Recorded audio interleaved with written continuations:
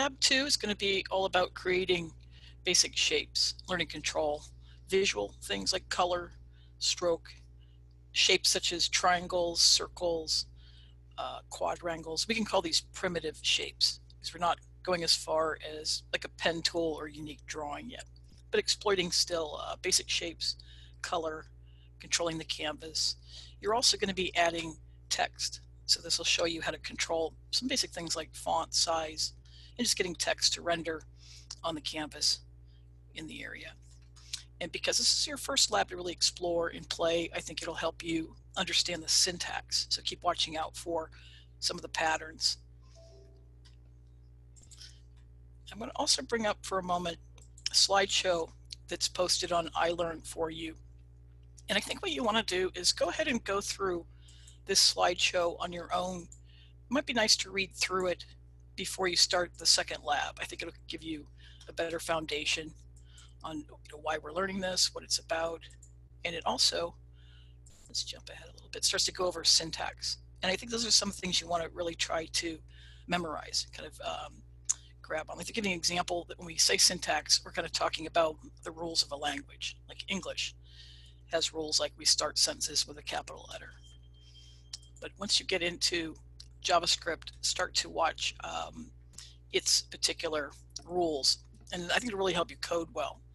For example, each line or statement, we call it, ends with a semicolon. So we'll kind of watch that. The code's case sensitive. So it does make a difference whether we use things like a capital or lowercase a as you go through.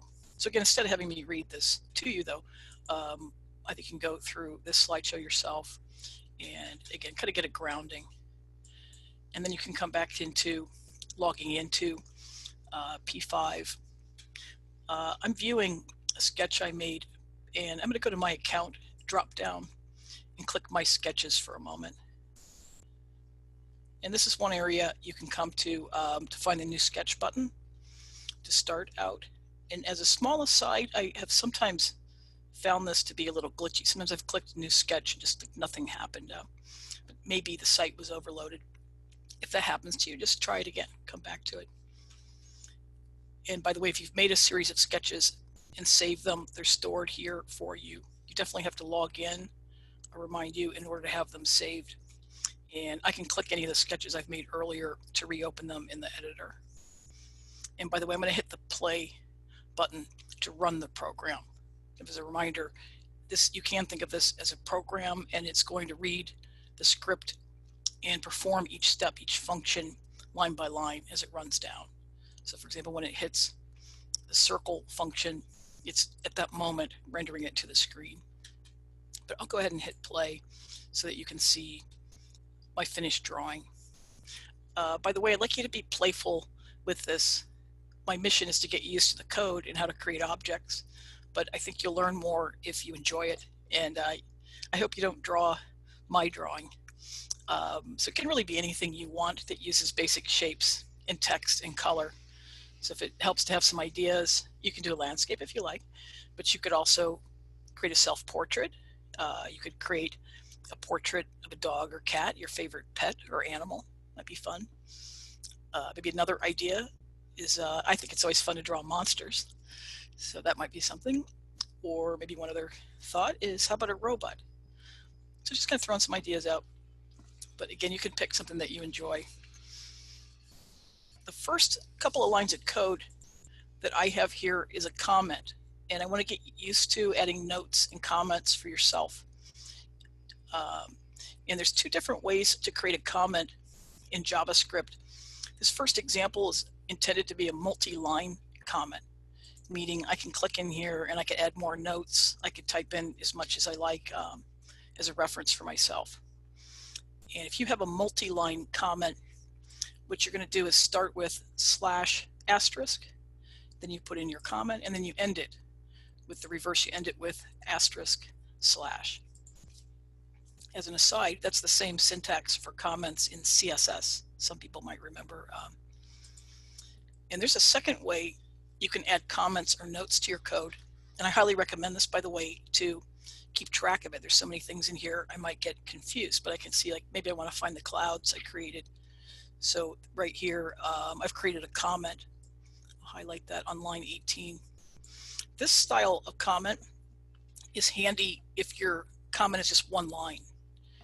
And all you have to do for a single line comment is just type // and then after that you can add in your comment, any notes you want, and as long as it stays on one line, it'll understand that that line is a note and not implemented in any other way. So in my file, I have a multi-line comment at the top just to put my name in there, and then after that I'm using the syntax for single line comments to organize it. So you might try the same thing. Maybe you can put a little note in front of each little object to keep things straight. When you create the new sketch, P5 will default to giving you two functions already. So I'm going to point out it says function, and then setup is the name of the function. It has parentheses for the argument, and then the statements that make up this function are enclosed inside curly braces. So it's important right there in line 8, it's closing the setup function. And line 7 is a statement, like a sentence, and it's made up of the create canvas function, and it has the ability to put in arguments. You can call them inside the parentheses to specify the width and height of the canvas. So create canvas is literally saying this is our default working area.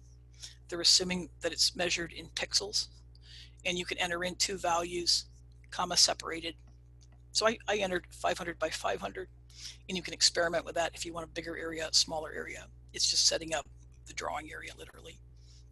Once you've created canvas, then you can move inside the draw function and begin adding more functions to create objects and control their appearance. Each statement, by the way, should have a semicolon at the end of the line as a pattern.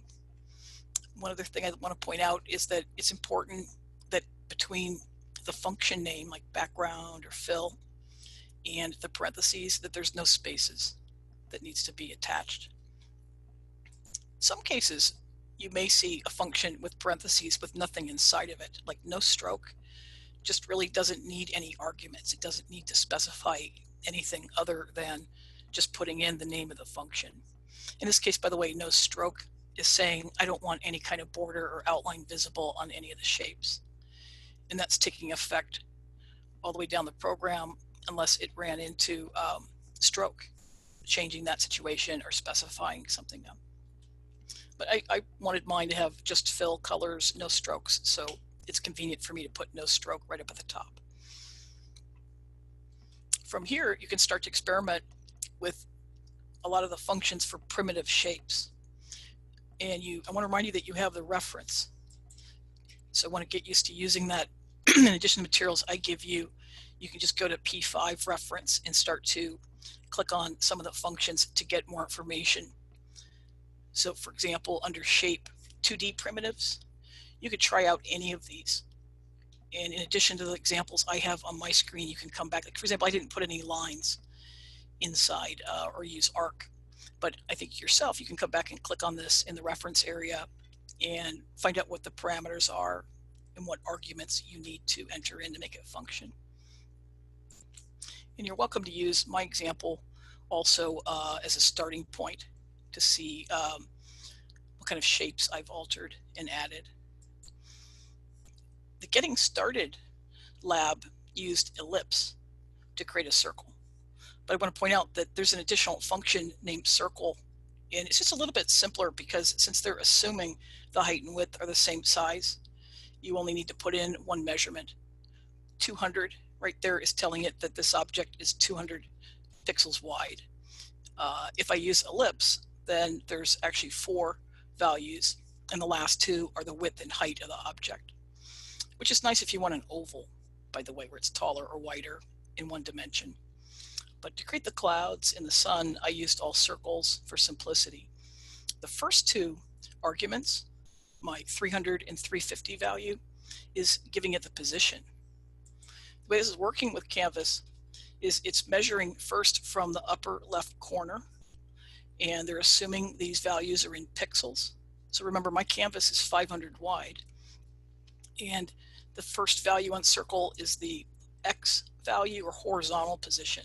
So mine says 300. It's saying that this orange circle here is 300 pixels over from the left side of the canvas to its center is where it's measuring to. Those 350 is my second value right over here on circle. And that's just saying that from the top, the vertical position is 350 pixels down to the center of that circle. And I could move that around with those first two values, or arguments, they're called in JavaScript. And I can change the size with the third argument. You can change color with the fill argument. So if I back up for a second, the sun is an orange circle, and it's specified by having the fill function, and when it runs, it's telling it through the argument that I want the color orange. And there's a couple of different ways you can specify color values with fill. This one's just really simple. It's a named value.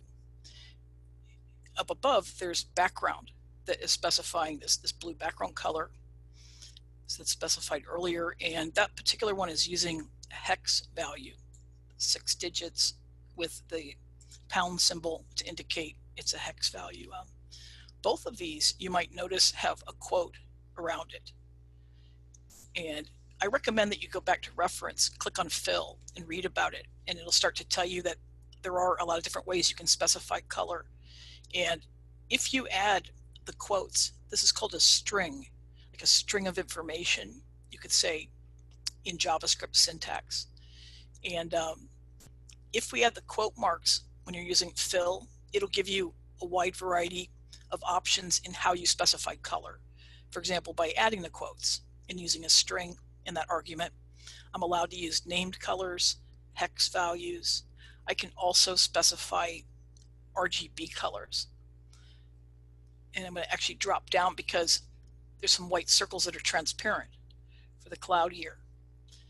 And there's my comment, transparent clouds. So if we analyze how that fill is specified to make these white circles appear transparent, I'm using RGBA syntax. So do note it's inside the quotes, so it's telling it it's a string. We're allowed to specify using this method then. And the way this works is RGBA means that the values we're typing in here are in that order that they're representing. The first value is the amount of red, the second is green, the third is blue, and A stands for alpha opacity. So this last value, the 0.5, is making that 50% opacity. And you can go from 0 to 1 in the values. So as long as you've typed RGBA before your parentheses, it'll support 4 values. By the way, the cloud here is white, so simply 255 for red, green, and blue is creating white. But I could change those values to create colors. And if I want the clouds to be more transparent, I can use a lower value. Like 0.2 would be the equivalent of 20% opacity. It would be more subtle. If I went all the way up to 9, it would be almost opaque. That would be 0.9 would be 90% opacity. So again, that goes between 0 and 1 for opacity. Something you might notice about the way color is happening in this program is that once the fill function runs and it's telling it to make the objects white, that's affecting every object that's rendered after it. So in this case, to create the clouds, I have a lot of circles. We start with the fill function to specify white, and then it starts to run the next lines as the program runs, and it starts to render these circles to the screen using the circle functions. Each one has a different position, slightly different size specified in the arguments. But notice the color doesn't have to be repeated. So the way fill's operating is once it runs in the program, you could say it takes effect until it sees another fill specified somewhere. And that's very convenient. If you do have a series of functions you're running and you want them to use the same fill function, just put that in first. A little different down here, I have triangles for my mountains, and I wanted each one to be a different color. So in that scenario, you see the fill function running first, and then the triangle, the fill function to give a different color, and then the triangle. So experiment with that. Now, because this is a program that's running top down as it's read and executed in your browser, the order of the code has an impact. So for example, I have this circle for the sun looking like it's behind the mountains. And maybe I'm also caring about the order of these triangles, that it looks like the green triangle in the front is on top of the other mountains, you could say. So the way you're controlling the stacking order of the objects is through the order of the code. Since it starts from the top, the first objects on the page, like the sun, wind up landing on the bottom. You could say it's literally rendering sun first, and then it's drawing the clouds. And then this mountain on line 37, this triangle, is the one most in the background. And then as it's rendering these next two triangles, they're being drawn on top. And you can have fun experimenting with that. You can cut and paste, move around your arguments, and see objects move to the front, move to the back. And it is really straightforward. And it's top down because it is running a program, and the newer objects are landing on top of the older ones. Triangle, by the way, is using two numbers for each point on the triangle. So to start to figure out, like, how are we controlling these shapes? This one in the background is this first triangle, and you could see it as pairs of values. So 300, 500 is the horizontal, it's X position, and then the vertical position of 1 point.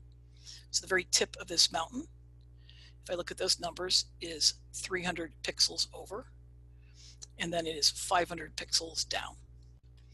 And then the next pair of values is the next point.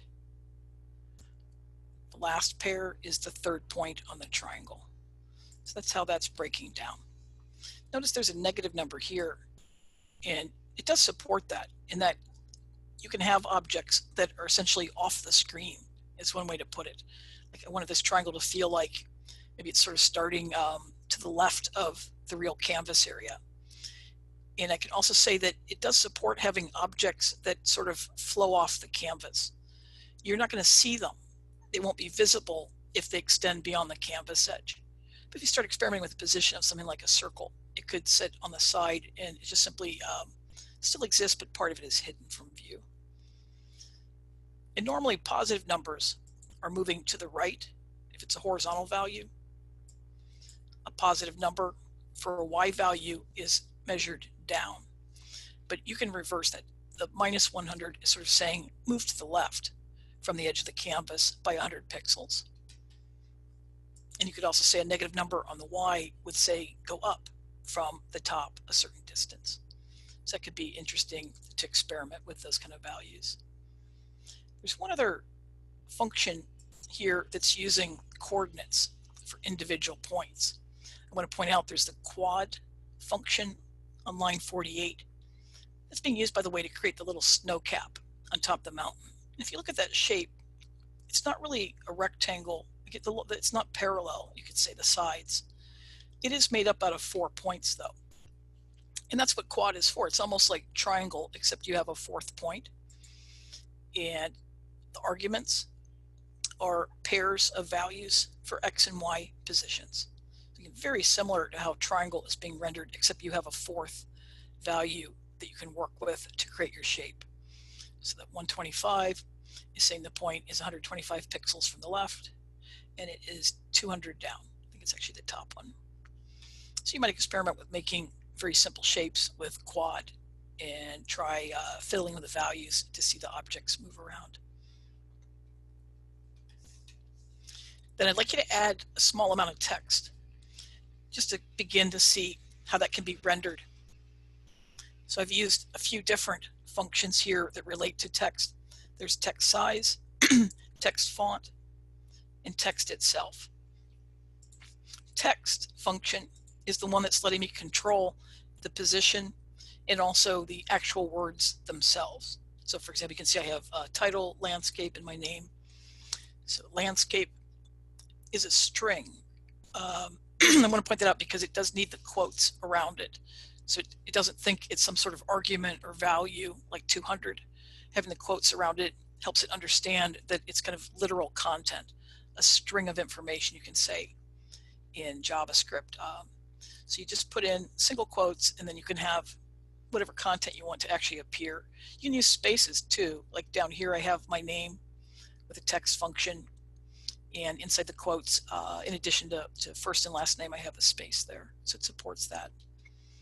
And the 270 next to landscape is the position. So you can work with that. It's horizontal and vertical position. And I recommend, again, that you go to the reference section on the website and click on each function that we're trying out. So you can go look at text size, text font, text to get a little more depth of information. You might also pick up some extra functions potentially. I didn't try text align, but I'll let you look that one up, and you could experiment if you like with changing the alignment of a text from left, right, center, which also impacts how the horizontal and vertical position is impacting it. But again, that will be interesting, I think, for you to go ahead and look that up in the reference section of P5. And you can also look at text size, text font.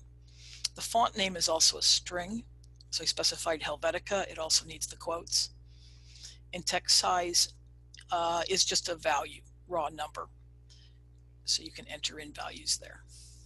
I use fill, by the way, to control my text color. So I preceded the text with the fill color. And since I want a different color on the second chunk of text, I changed the fill.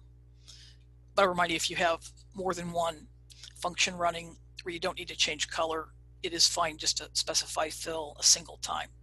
And then anything rendered after it should take on that particular fill color.